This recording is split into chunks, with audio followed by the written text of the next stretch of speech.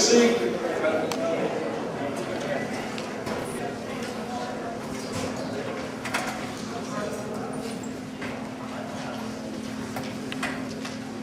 Voice Church of Christ is flag.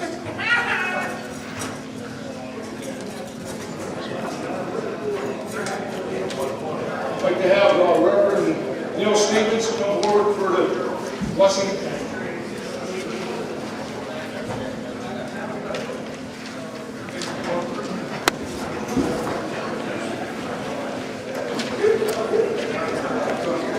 Let's pray.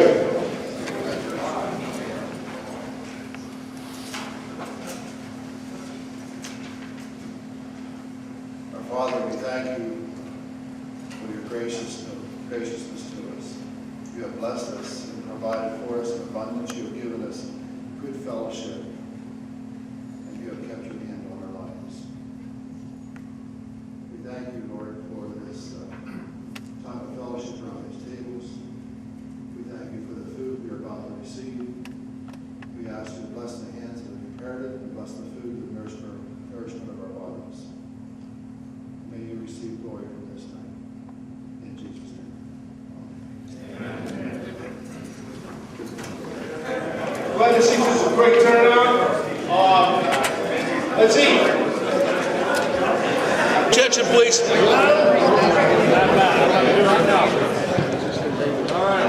We're going to get started with the program so we can go home. We're going to have Reverend Stevens come up with a memorial service right now.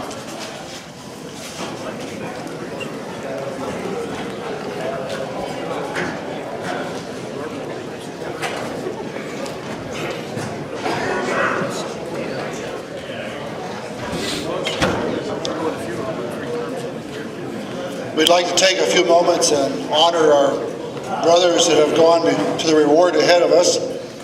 There were 7 this past year. Don Keffer played a few seasons for Brian. Claude Stillwagon played 20 seasons for Hickory Square and had over 700 hits. Joe Suter played 20 seasons for St. John and had over 800 hits. Bill Porter played 26 seasons for TUMC and Wesley Brotherhood. He's a Hall of Fame member with over 1,200 hits. Leonard Cottam played 15 seasons with Brian. He was a Hall of Fame member with over 1,400 hits. H.E. Barkley played 32 seasons for Reformed, a Hall of Fame member with over 1,500 hits. And Gene Schumar played 23 seasons for Reformed, a Hall of Fame member with over 1,800 hits. Let's take a few moments of silent prayer and remembering our brothers.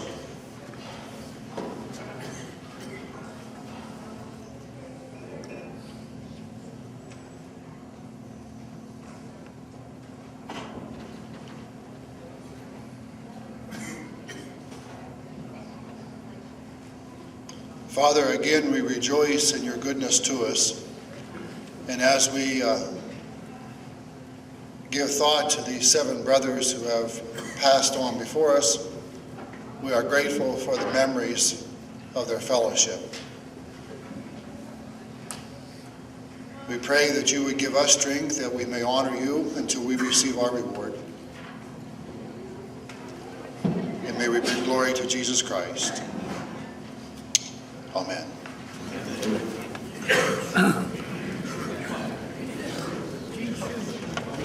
All right, we're going to start passing out trophies now. For the season in the Western Division, Hickory Square. Would someone from Hickory Square please come forward?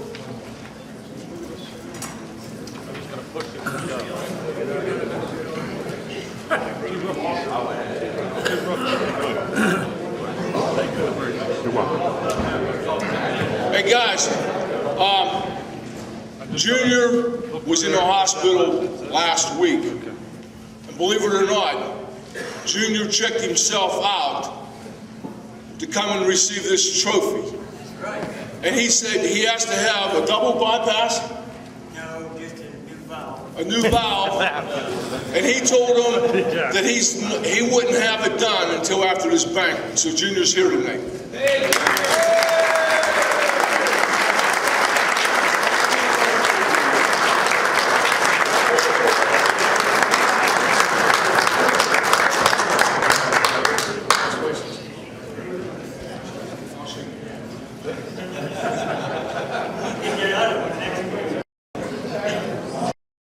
Central Division, St. John's. Someone from St. John's? Hey, Mike.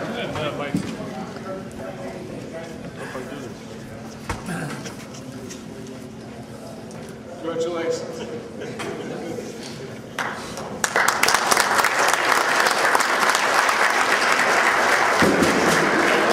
Eastern Division, TUMC 1.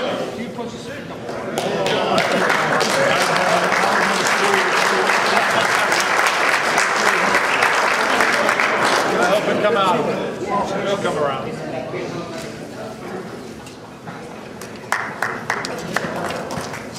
This trophy here, I hate to give away.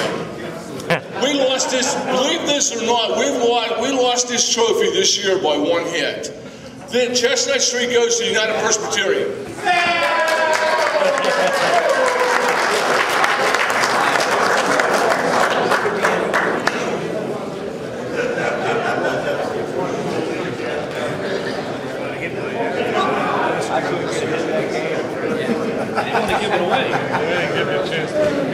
Don't miss that. I was going to say the Flash, he was already walking away. Playoffs. It was a heck of a playoff season. Alberton. Somebody from Alberton. Yeah, they're back there. Ernie comes. Oh, yeah.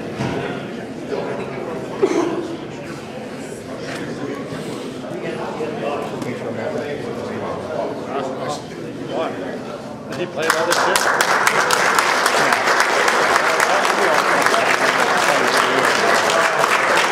And the team that took everything this year, St. John's.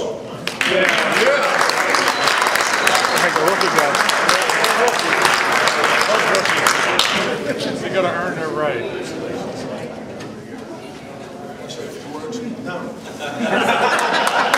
They still more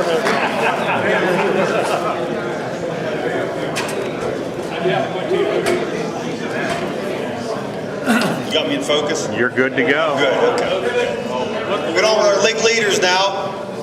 First, before we do that, I want to do a couple thank yous. Thanks to Jack for being the president, Jack Duggar. Jack Heller will be our president next year. Before he gives his speech, I want to thank Sam Bair for coming and being with us tonight. The title of his speech will be Running Memories. That kind of leaves it wide open. I'm not sure what he's going to speak about, but arguably the greatest athlete ever to come out of Scottdale. Did run a 4-minute mile. Congratulations for that. I want to thank Glenn Heller. Anybody that has a computer, Glenn has a website for us now, and it's listed on the bottom of the program, www.scottdalechurchdartball.com. Look at it. There's a lot of good stuff on there, a lot of video. Probably what you're seeing tonight you can see again. He's going to put some more things on there, and he's done a fine job. He put a lot of time in on this. I put a lot of time in making the program, and my psychiatrist tells me that's because I have to make up for getting mad and throwing darts and things like that. My question to Glenn is, what's his excuse? I have 2 little kids. You have 2 little kids? Yeah. you I try hide. to get away from them? I hide, yeah. Okay, gotcha. Well, we'll go on to our league leaders here. This won't be in any particular order. We'll get this one out of the way quick here. Our singles leader from Baptist is Arla Rimmel.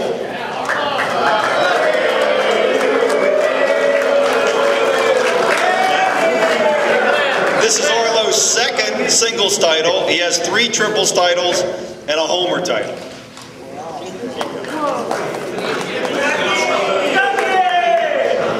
And he's also on YouTube. If any people didn't get the email about that. There's a new one on there too.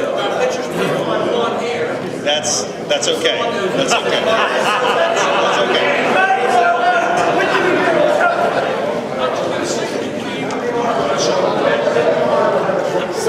Our leader in triples this year was 68, Glenn Heller from St. John.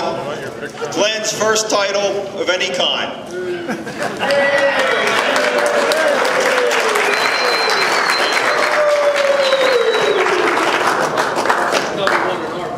He ran away with it too. The home run title was 29. Harry Lazier from Bryan. It's his first title. Brian's first homer title. Harry?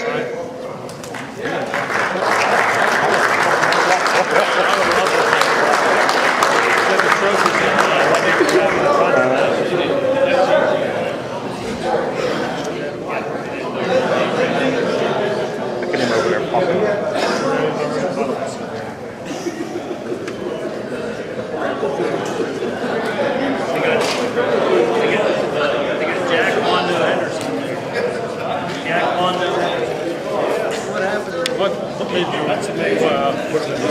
Hits at 160, runs scored at 108. Bruno Ansel. It's the first time Bruno's won a title. Bruno?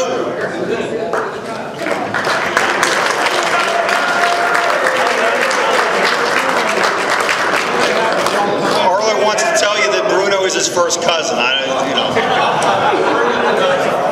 Although Bruno denies it, and so would I.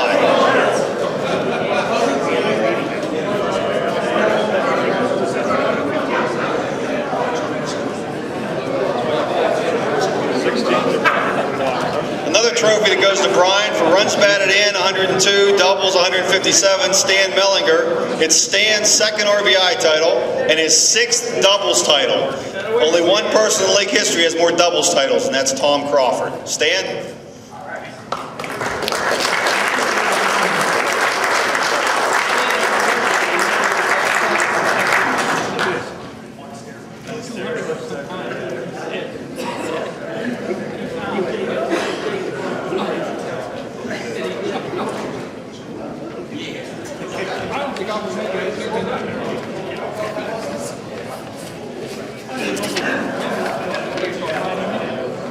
I made the first row. I made the first row. Oh, that's good.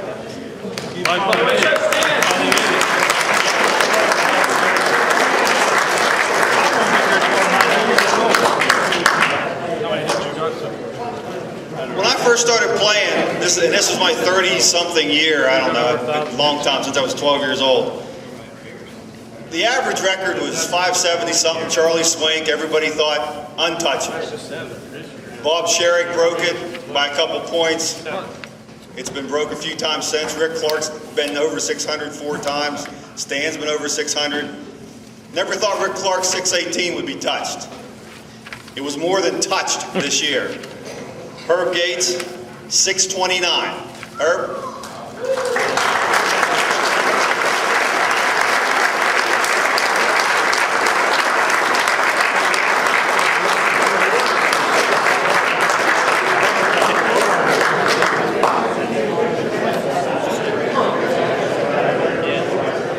This is Herb's second year in our league. So 3 years ago, our speaker was Steve Corson. You all remember the late Steve Corson. He spoke about the trials and tribulations and the bad things that went with steroids. And Herb wasn't here to hear that. So we have a request for Herb. Fill it up.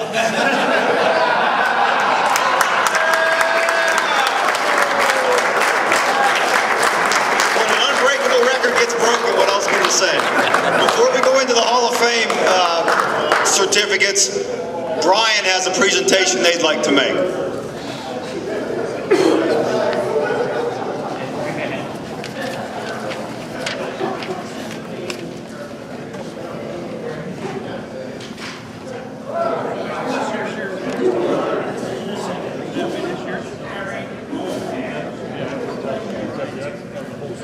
I'd like to make this presentation to one of the team players on our team. We had several plaques just arrive, and one of the players was most improved, and we have a trophy for Artie Heisterman.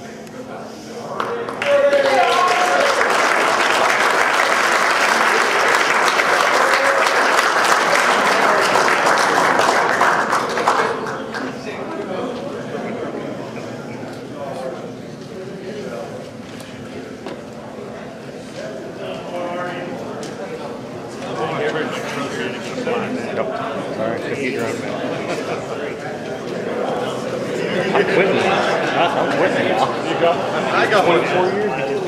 I got one. This trophy is presented to Artie for the most improved player. Thank you, Artie.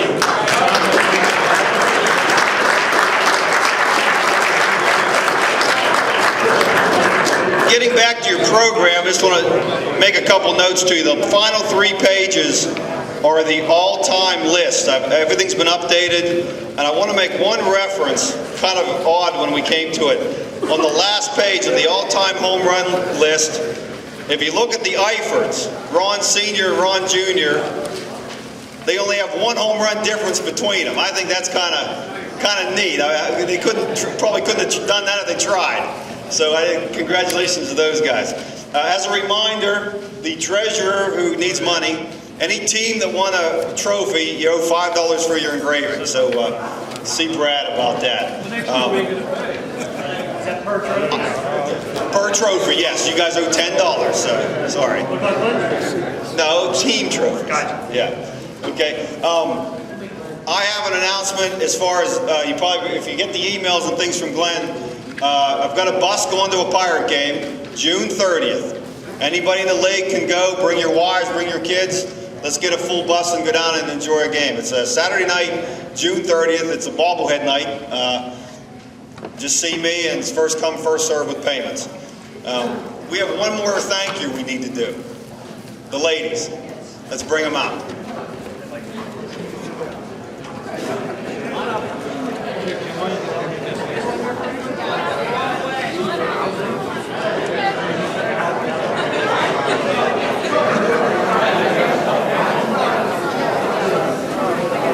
Is anybody going home hungry?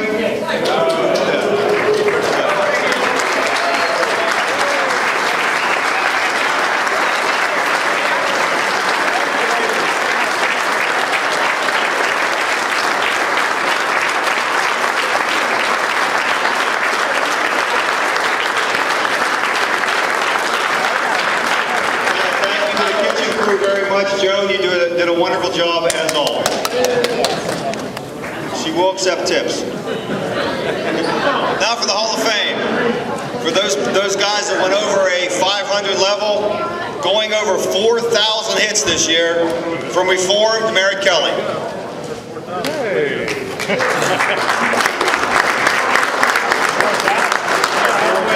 Yes, you did. 190 more years. You've already almost passed me. I'll be on the way. I will break it out and go to the next century.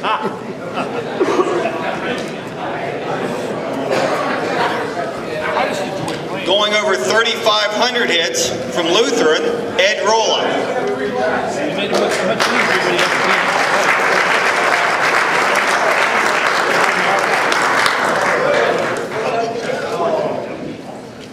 to Ed not here? No, he's back here. He's not with his team. What, do you guys kick him out? He's not with the rest of the team.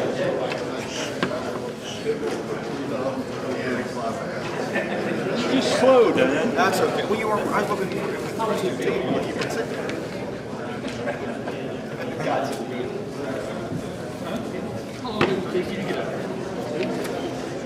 Going over 3,000 hits from Reformed to Al Hosa. Now Al's not here, so I'll just take that one for him. 2,500 hits from Tyrone, Hack Yunkin.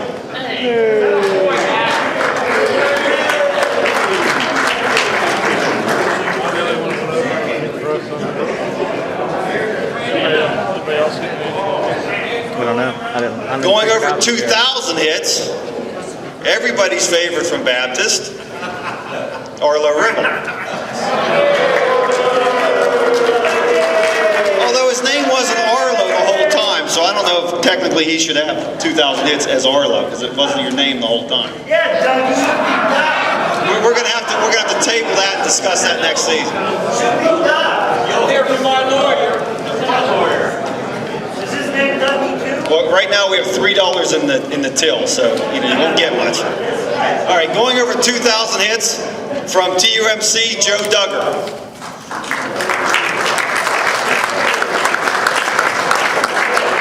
Joe not here? This is not going in the right way. Okay. He said no particular. Yeah, but there's maybe 211. Also at 2,000 from St. John, Jim Suter.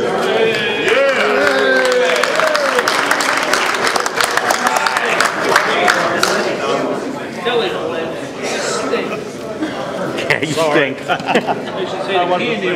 Also at 2,000 from Brian Walter Jones.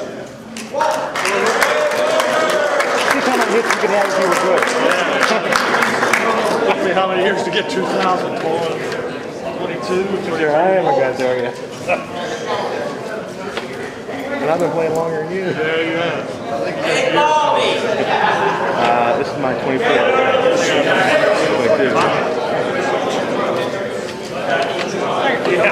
22. There you go, Walt. Congratulations.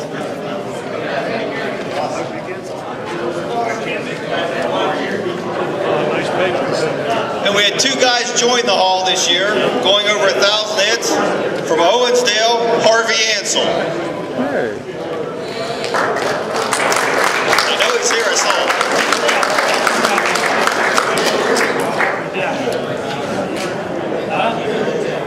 What do you think? What? Count these hits too. We never kept track of them. That's your way I made it. Well, give something to anybody. That's right.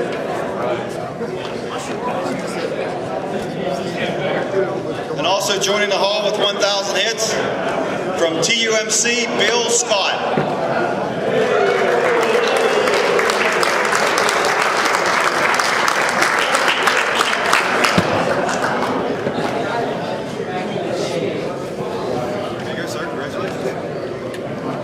Scott, what do you know what it is?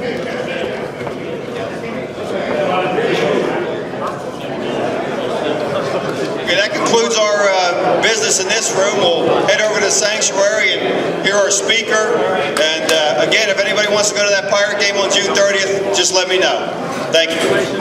Congratulations, John. Dan? Our speaker tonight, Sam Bair. When I was a kid growing up, I heard his name all the time. Didn't know who he was, didn't know anything about running. As you can see, I still don't.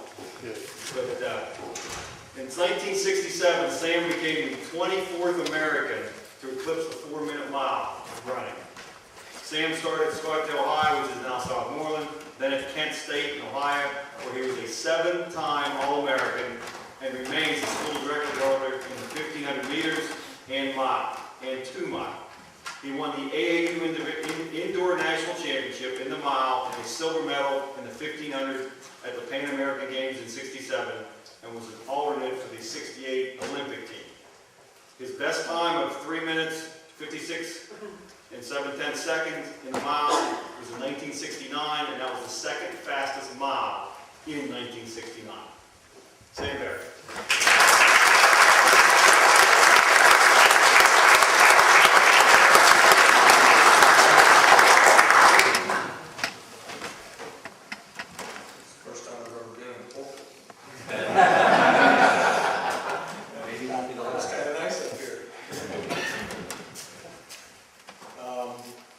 I thought what I would do is give you a little retrospect on running when I was younger, not the high school stuff, but started in college. And then what I'll do is I'll fast forward to a few things that are going to be happening here within the next week or so. We try to kind of keep a lid on it, but some of the newspapers are starting to call and inquire us to something that my son and I are about to do this Sunday. Anyway, as you know, I ran under 4 minutes in the mile. I was in the 167. But in those days, running was not a popular sport.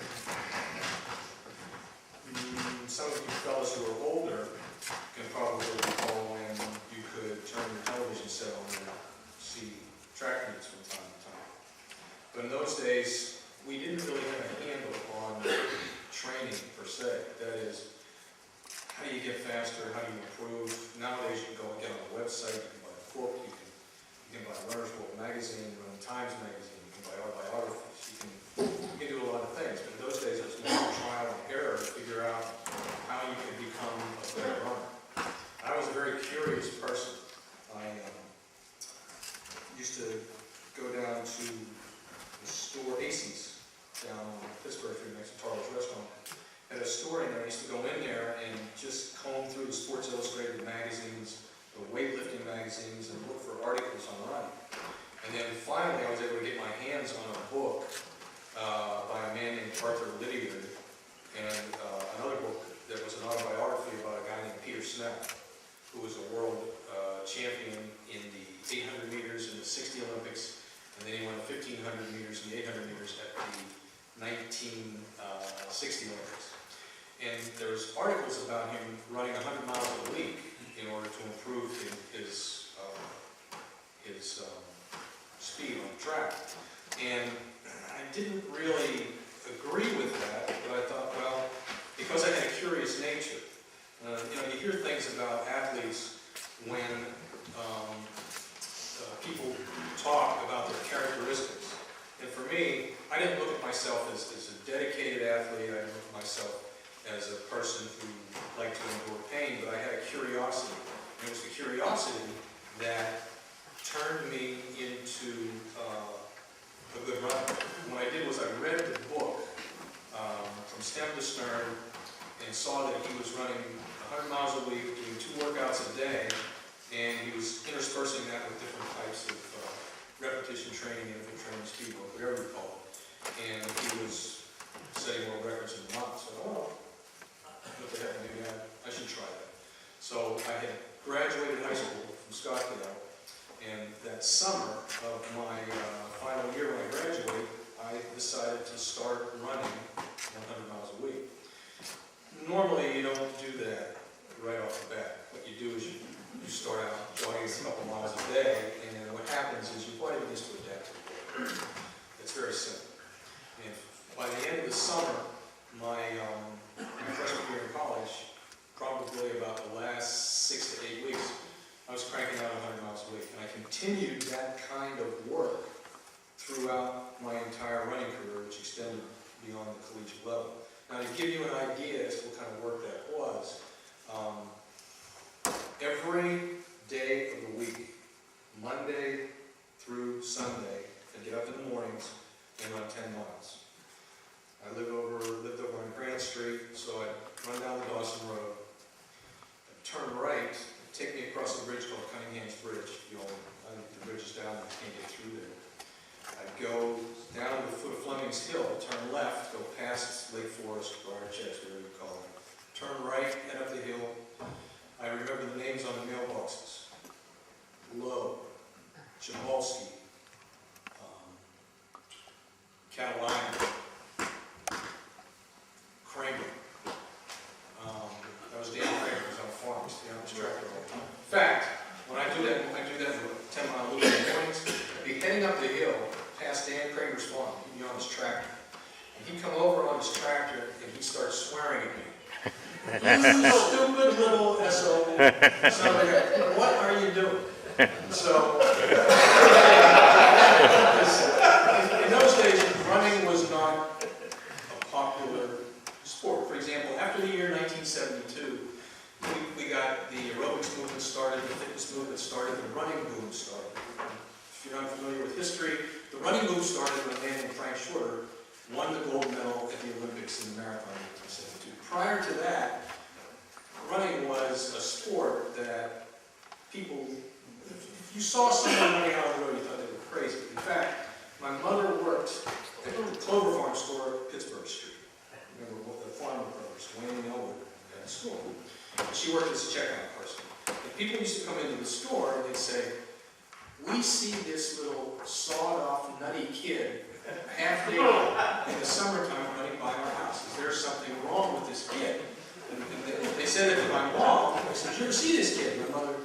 My mother said, well, the kid happens to be my son. She said, right away, they just shut up and just let it go. But because the sport wasn't that popular, I was literally person around who actually got up and ran in the morning. When you guys are out on the town, and you see people jogging around the streets, you really don't think anything of it anymore. In those days, it was an issue. And a lot of folks had no idea who I was. So anyway, I was running 10 miles a day every morning. Now, because I was following directions and wanted to run 100 miles a week, I'd go back out in the afternoons, usually between 3 and 4 o'clock, on Monday, Wednesdays, and Fridays, and run another 7 miles. I'd run the same loop, but instead of heading past Lake Forest and out over past Chabalski's, and I'd go out to Mount Nebo, and I'd end up, on the 10-mile loop, I would end up going down into Hawkeye, and then running down the railroad tracks to Scottdale Armory. And I'd finish at the Armory, and then jog home. In the afternoons, on Monday, Wednesdays, Fridays, I'd just turn right and head up Pittsburgh Street, go down Pittsburgh Street to the Clover Farm store at the top of the hill there, Pittsburgh Street, and turn right and go down home. So Mondays, Wednesdays, and Fridays, I was running 17 miles for the day. Tuesdays and Thursdays, I got the bright idea, we'll go to the track, and I'll do, it was called speed work then, but now we call it repetition. Terms change over the years. So I go to the track, I jog a mile up at the old track that was up on Chestnut Street, where the old Scottdale football field was. There was a cinder track there. It's 4.5 laps to the mile on that track. It wasn't a 400-meter track. And I jog a mile, then I run 20 times 200-meter sprints, and I jog a 200-meter recovery in between. So I run a half a lap fast and a half a lap easy, and then I will do a little cool down, which was a mile jog. Now that was another 6 miles. So here we were, Monday, Wednesdays, and Fridays, I was running 17 miles. Tuesdays and Thursdays, I was running 16 miles, doing repetition. On Saturdays, what I normally would do would be an easy 10-mile recovery day. And a lot of times what I did on Saturday mornings would be I would run the same loop that I did during the week. Lake Forest, through Hawkeye, back to the Army. But Sundays, I used to, a lot of days, I'd run down to Dawson. Those of you who are a little older remember the Dawson racetrack. It was called the Dawson racetrack, which really didn't exist when I was growing up. It was a racetrack, I believe, that was quite popular in the early 1900s. In fact, my grandparents had pictures. And I'd run down to where the old Dawson racetrack was, I'd turn around and head back to Scottdale. And there were days, on those Sunday mornings, there were some days when not one car would pass me on the morning run. The other days, on Sundays, I'd take a diversion, I'd head down the Dawson Road, turn right, I'd end up near the intersection that would go past Sproat's Farm. It'd take me up to an intersection that would, if I turned left and then made a quick right, I went to Linden Hall. But what I did was I would go to the top of the hill, head down a long hill, and cross the Chaintown Bridge. If you remember the Chaintown Bridge. Turn right and head up past the old East Huntington Sportsman's Club. It would be on the right side of the road on my way back into town, and then come back through the park. So think about that. That's over 100 miles. So that's more or less what I did when I was here in Scottdale, and that was the training that I had to do in order to achieve the success that I had. Now, a lot of you who are older used to read articles in the newspaper about me and the success that I was having. What I would explain to people is, you don't realize the kind of work that you've got to do in order to achieve that success. And in those days, there was really no guarantee. You could do the work, but it didn't mean your body was going to adapt to what you were doing and you were going to get the results. So I was more or less doing one of those trial and error situations where is this going to work or isn't it going to work? Because we didn't have the exercise physiology that's available now. We can put guys, literally take guys in the laboratory like lab rats. You can take blood, you can take oxygen, you can take things out of their bodies and test it to see if there's certain types of work that's beneficial to them to have success. So what I was doing was kind of unheard of at the time. But it began to work for me, and I had success. And finally, over the years, what I did was I kept extensive training diaries on everything that I did. I wrote everything down. So I've got a stack of training diaries that's probably about this high of those years when I was doing all of this work. And then when I got involved in coaching, I was able to look back and sort of glean through the information that was in those books to find out certain types of work that worked for me, certain things that didn't work for me, and then I was able to pass that on to a lot of young kids. The difficulty was training year-round. Did you track your time before you did it? Did you time? I used to run by your house, Charlie. I know, I see. God's Farm, Charlie Schmuck, and Wayne Anthony was When you were coming up through the meeting, you were singing the right on the Right, I used to run right by your house. Okay, did you track your time? No, in those days, I had a wristwatch on my hand. No, that's a runner's watch. It's got a stop line, you take your splits, it's 30 laps, big time. It's big time. I just had a wristwatch, so I didn't really track my time. But what would happen is, when I get back from college in the summer, I was kind of tired and worn out and beat up, and I'd start my training all over again and start cranking out 100 miles a week within the first 2 or 3 weeks of the training. What I would notice is that as the summer progressed, I got stronger and stronger and stronger on these runs. And as a normal course, I would be running faster, but I wouldn't notice it. And that's what I would try to pass on to young kids. By that, I would tell a young kid, okay, look, you want to start to train, you want to be a good runner? For the first week or so, run 2 miles a day. Next week, move it up to 3 miles a day. At the end of the month, try to have yourself running 4 or 5 miles a day. At the end of the summer, there are certain things that I would tell a kid to do, and then I would say, all right, increase your mileage slowly. By the end of the summer, what's going to happen to you? It's called the theory of progressive resistance. What's going to happen to you is your body's going to make an adjustment. You're going to feel better on a 10-mile run in 12 weeks than you did on a 2-mile jog when you first began at the beginning of the summer, because your body adapted. And I was learning those things with the work that I was doing, that if I did it properly, took it slow and relaxed, that my body would make an adjustment. And once that adjustment occurred, I got stronger and stronger and stronger, and had all kinds of success. And it really, really did help for me. Now, in those days, we didn't know how much racing you should do. We didn't know what kinds of workouts actually worked for you. So it was very difficult to kind of figure out how to do things. These days, when you watch the Olympic Games on television, the athletes, the track and field athletes who are in the Olympic Games are now professionals. In the days when I was running, you were not allowed to make $1 as a track and field athlete. Nowadays, you can make as much money as you want. So when you watch the Olympics on television, all the track and field guys, not only are they professionals, a lot of the guys are multi-millionaires. They make a ton of money.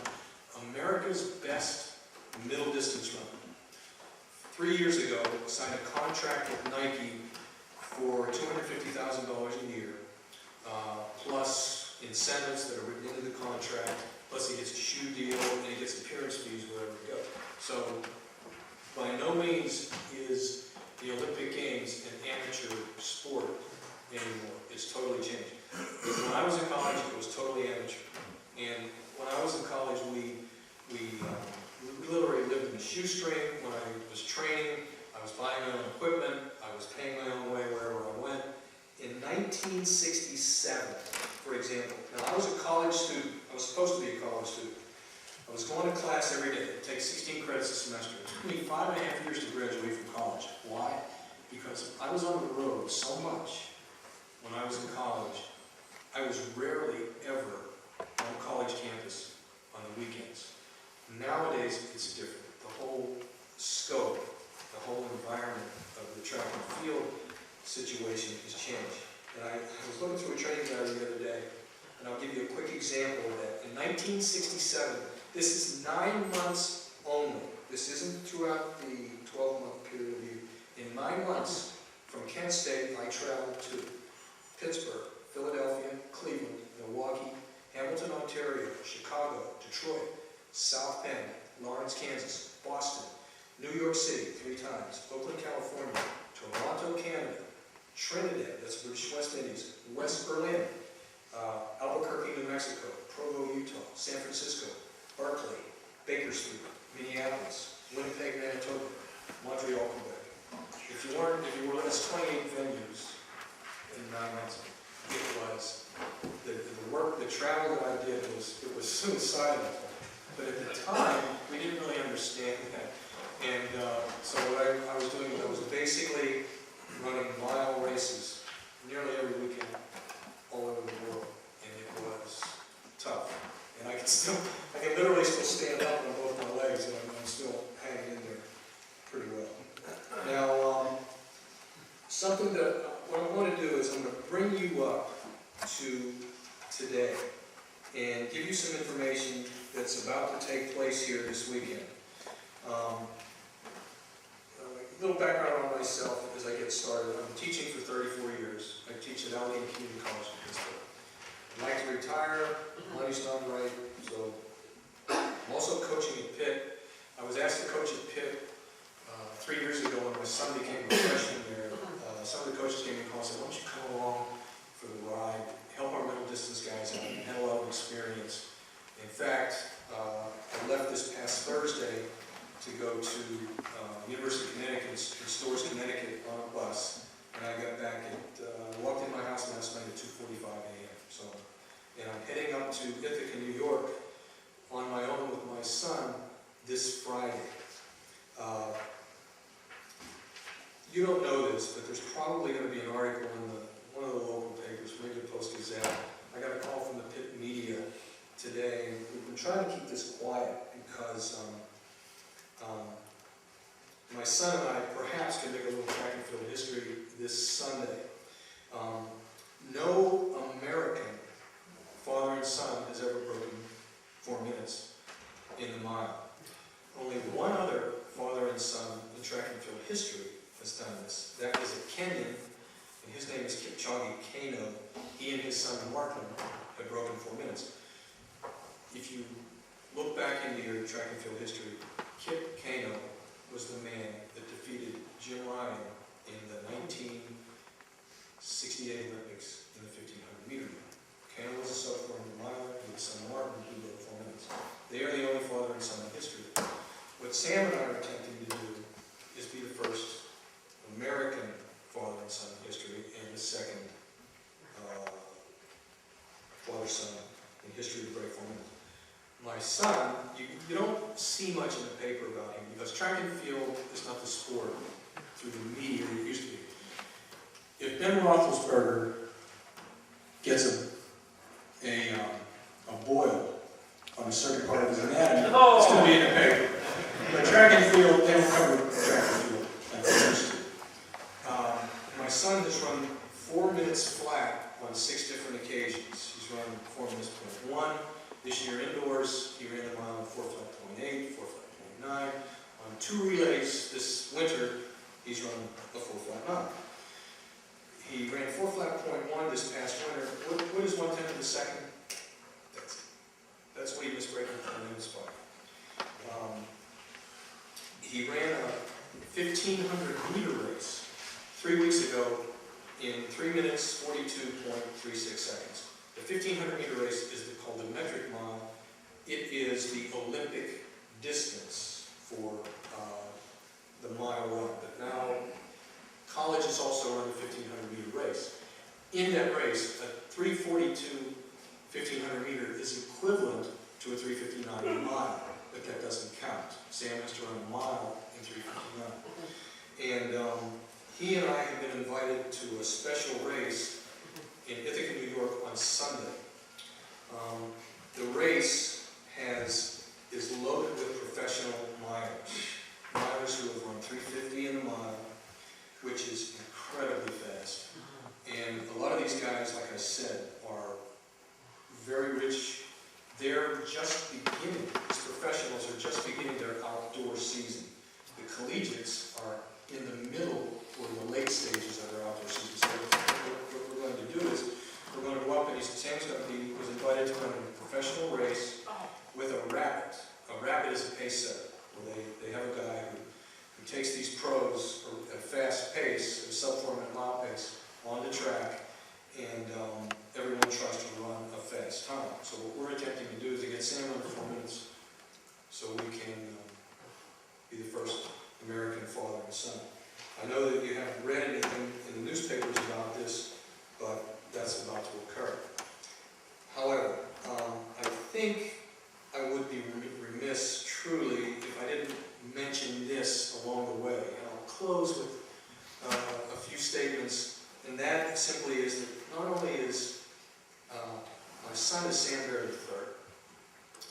I'm Sam Bair Jr. My father, obviously, is Sam Bair Sr. It's very important for me, I feel I'm the middle Sam in this, that my father is 83 years old, he's alive, and he's got an opportunity to see something that he literally created. My dad was a World War II veteran. He was with the Marine Corps in the South Pacific during World War II. He left Scottdale when he was 17 years old. He was involved in two of the bloodiest battles of the Pacific Theater in World War II. He was one of the first guys to hit the beach at Guadalcanal. He was involved in a fight for the airfield, some of you historians. He was involved in a fight for the airfield called the Battle of Bloody Ridge, which took place at Guadalcanal. The Battle of Bloody Ridge was later changed to the Battle of, I believe it's Edson's Ridge. And my dad was involved in, he went out at 4:30 in the morning and headed up to the area called Bloody Ridge with a squad of men. And he was ambushed on his way up. The Japs threw lobbed grenades and mortars on his squad. 2 men in his unit were killed outright in front of him. My dad was blown up into the tall grass, about 30 feet. The concussion blew him up into the tall grass, where he lay overnight without a weapon. He lost his weapon, and as the men in his squad were crying out, the Japanese were running through the tall grass, bayoneting the guys in his unit. Now, he kept his mouth shut. He was a smart guy. And he woke up the next morning, got up the next morning, and the sun came up and went back to the aid station. And he had a leg wound that put him out of the fight for several months. He went over to Australia, got some R&R, and headed back into the fight and went to a place called Paladin. When he was at Paladin, he had then graduated, instead of carrying a 6 or whatever, he was called Thompson, so treatment. And he was involved in a fight there. He was headed up on a trail, and as most of you historians remember, the Japanese were running out of ammo at that time. Their supply was low. You saw the movie Flags of the Fathers, about the guys on the U-boat, the Japanese were running out, so they were literally committing suicide. So my dad's up on these ledges with his Thompson, and the Japanese gentleman is running down after my father with a samurai sword. So my dad, his gun jams on him, so in his haste, he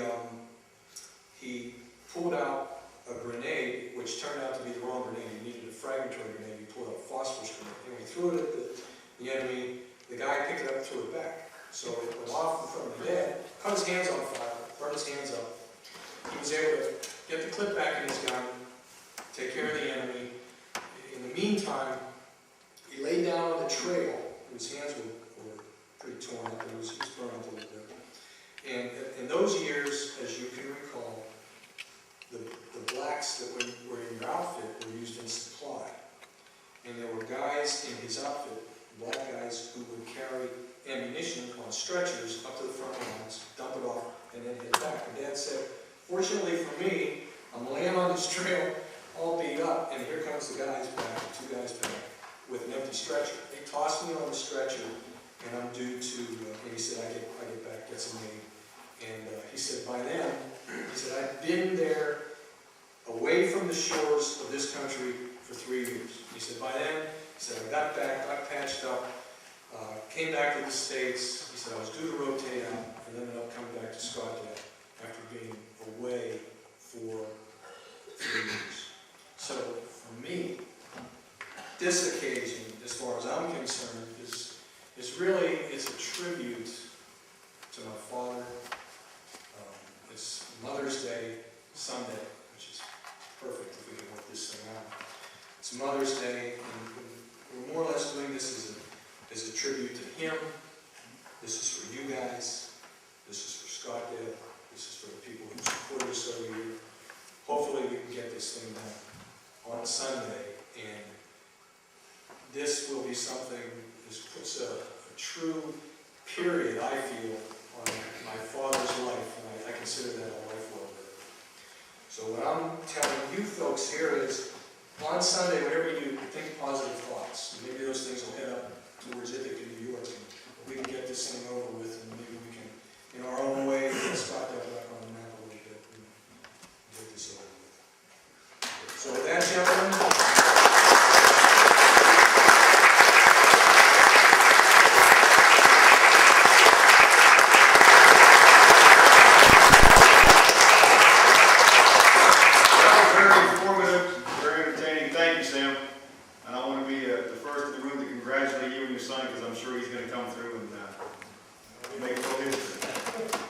Jack's going to have a real quick business meeting. Then we'll have some door prizes. Dan's just doing this so he has time to get his door prizes out. Because I looked at Jack Keller and I said, what do we have for business? He said, nothing. I said, I don't have nothing. It's been a great season.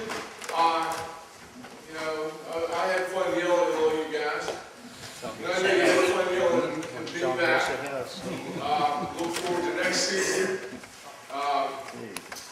We'll have a picnic toward the end of August and pick it up in September when the Steelers start playing football again. So we'll see you guys next year. Dan, you're up. Okay. Got a couple pictures of Sam in his heyday, if anybody would like an autograph of him. The ones that are already autographed from the 60 Pirates, Gino Samoli. From the 71 Pirates, Dave Cash, Bob Johnson. Our speaker a few years ago, Bob Robertson. From the 79 Pirates, I got two of Jim Bibby. Got Ed Ott, Ken Colby, current Pirate Matt Capps, Zach Duke. From the 50s, from the Pirates, Dick Hall, who holds what record with the Pirates? He's the tallest ever. Hall of Fame pitcher Bob Levin with the Indians. And from the Penguin fans, a Kevin Stevens and a Phil Bork. I've also got a voucher for 2 tickets on the bus ride on June 30th on the Pirate game. So, Did everybody get a ticket? that's $180. I didn't get one. We didn't get one.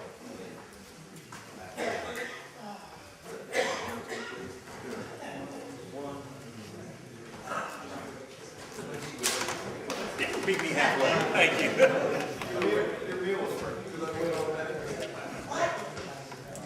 We did figure out actually why Junior came tonight. It wasn't because he was trying to get out of the hospital. He didn't want to miss the $8.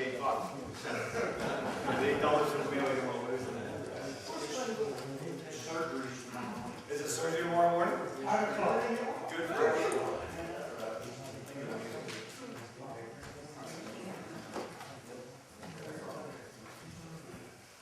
We'll get Sam to pick our first number.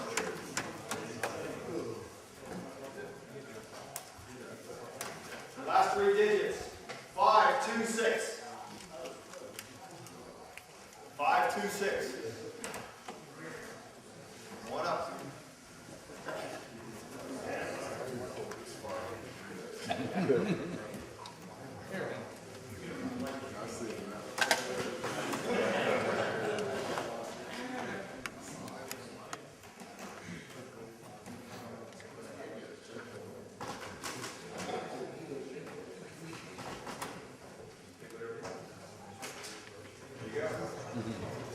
Give me your phone number.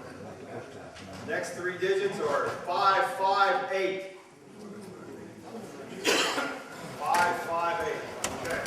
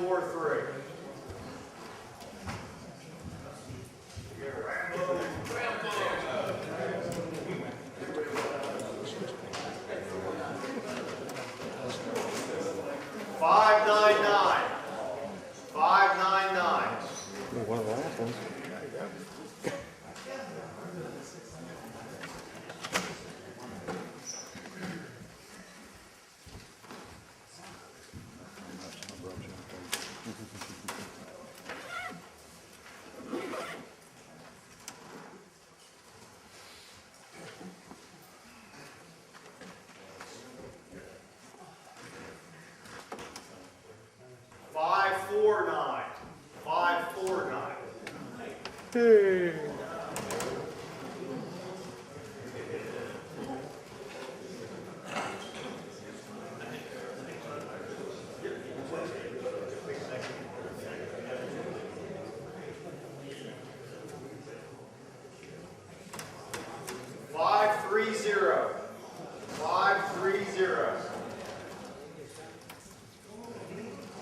I threw that one away because I tore the number off of it. So pull another one. I was supposed to throw that one away because the number was ripped off, so I put it in my pocket. Let's pick another one.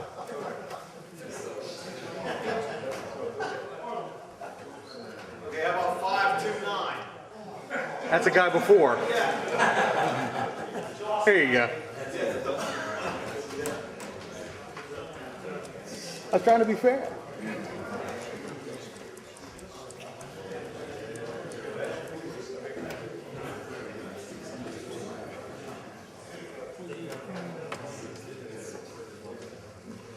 $527. You might be over there too.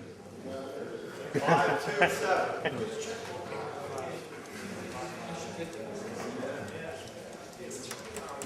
You sat in the wrong seat.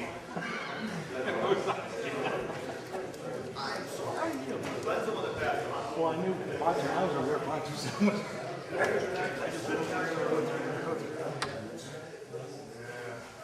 This is 611. That had to be one of the last ones.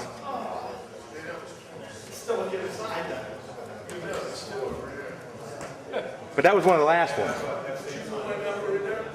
No.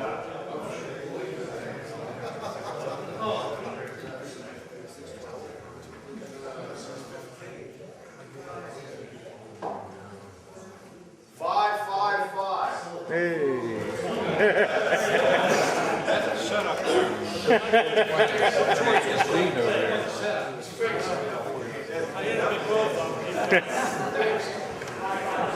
You should know better than that, Suitor. At least I get my hat back. You'll get your hat back.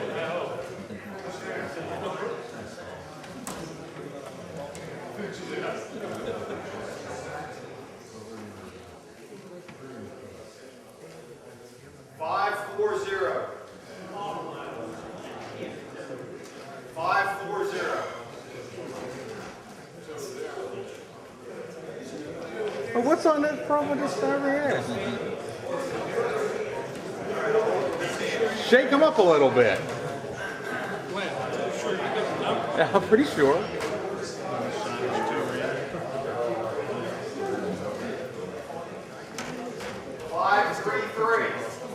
Gotta be over there.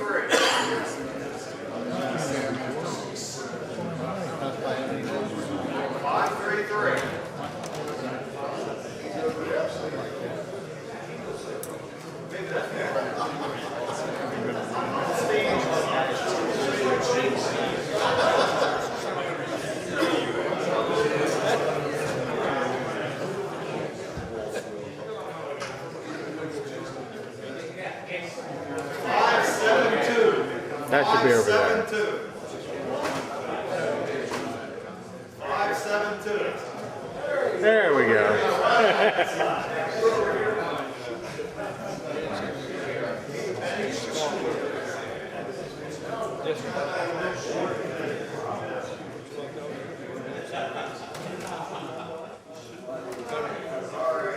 602.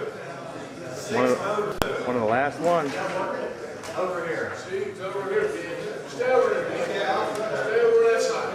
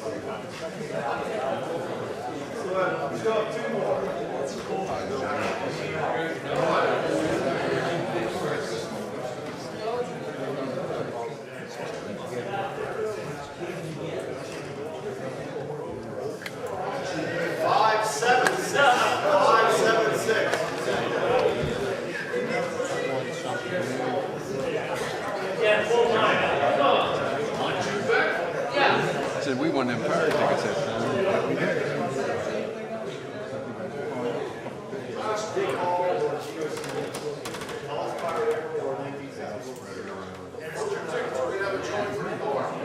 Last one is 585.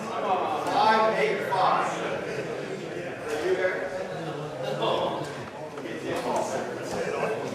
Now for the grand prize, award is up front. And for Jack's bar.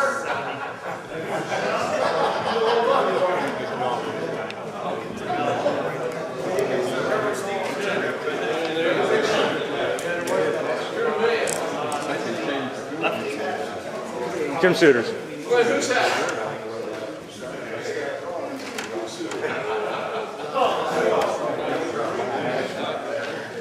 It's all number for us. Let's pray, John. Stand.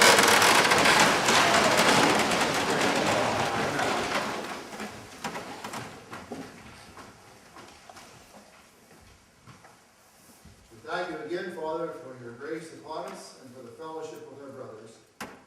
We pray that you make us a blessing to the communities we live in and to our neighbors, and may you be glorified through our lives.